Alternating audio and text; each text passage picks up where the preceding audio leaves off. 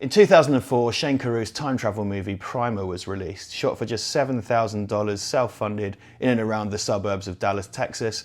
Shane Carruth stars, directs, produces, writes the music, and edits. Here's a clip. Just wait.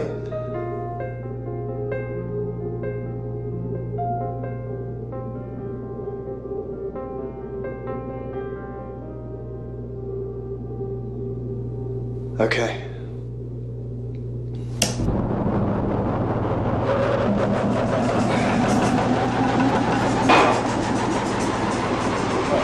Anything? This is normal? I don't know. I'm turning it off. Wait. No, it's going on my camera. I'm not buying it. Okay, I didn't do that. Did we blow something? Yeah, we did. That's destroyed. Here, you want to check your camera? Yeah. Alright, let's get this. You ready? Yeah. 1, 2, 3. Where to start with Primer? It's probably one of my favourite films of all time. It's easily my favourite time travel film. It's very, very stark. It's quite bleak. It's made on the cheap, and that kind of shows, but it's very well made. It's all based around kind of long takes and some very kind of mishmash editing to kind of give the feeling of displacement in time. The colour palette is often kind of sickly greens, blues and yellows, which was something done on purpose by Carruth in his cinematography. There is some camera movement within that, so on a purely technical level, sometimes there are long takes, there are crossfades, but sometimes kind of gimbal movements and stuff like that, just to give you a sense of space. The locales are very kind of industrial and brutalist. The machine itself is this kind of grim, grey coffin thing. The story is about 4 friends that are running an entrepreneurial tech startup out of one of their garages. The 2 main characters are Aaron and Abe, Aaron being played by Shane Carruth himself.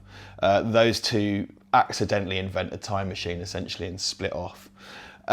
Unlike most time travel movies, the time travel itself is a huge part of the story. The science of it is discussed in depth. The exposition is entirely in kind of technical terms, and it's kind of famous for that.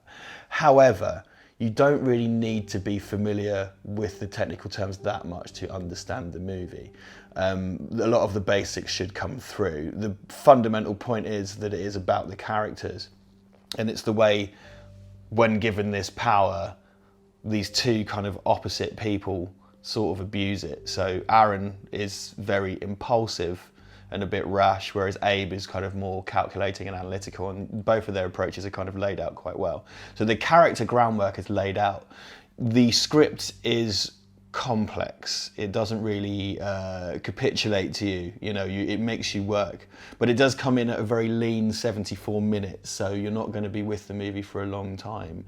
It's quite a ride, it's confusing by design, but it's worth your time. This film kind of hit the festivals and stuff around 2004. I believe it was all shot in 2002. And then had a very long-winded 2-year post-production because it was essentially made by someone that was doing their day job at the same time, which is kind of inspirational, right? When you're just me sat around my booze in my front room. It won a bunch of awards. It got kind of quite a good few sort of lofty write-ups. The version I've got has liner notes by Kim Newman, of all people.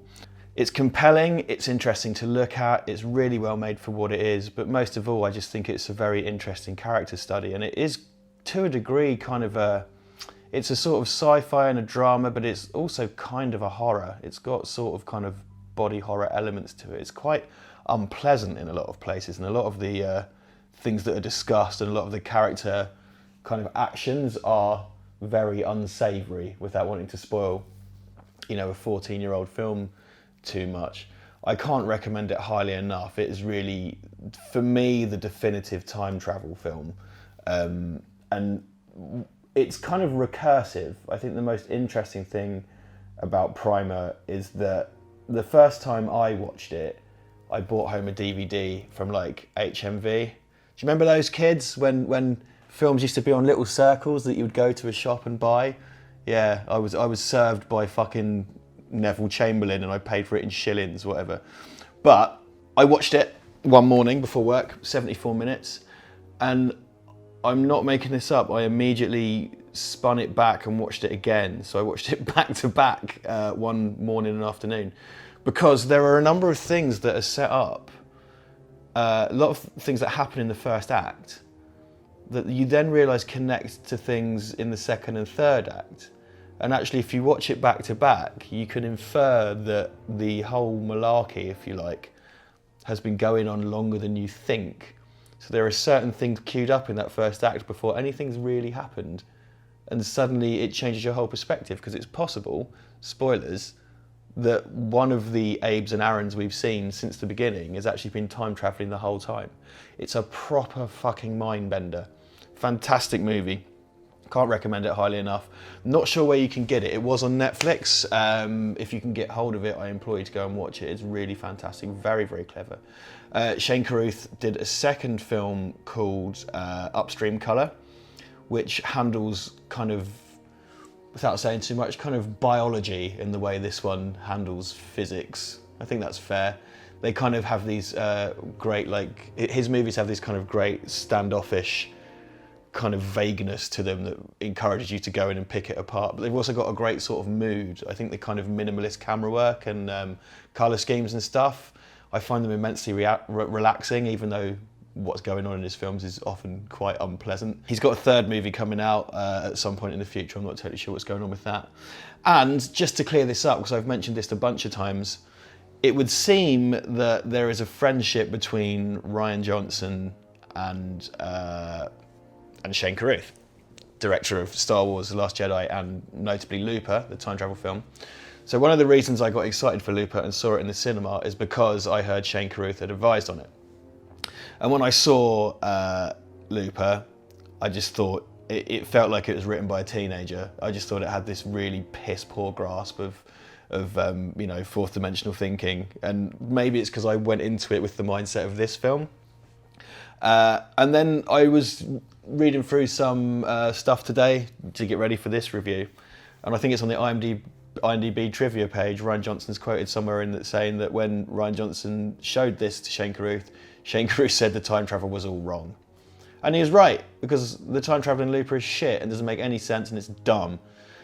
So anyway, these are my thoughts on Primer. I thought I'd put it here because it's not really something that would fit in on Ollie's channel.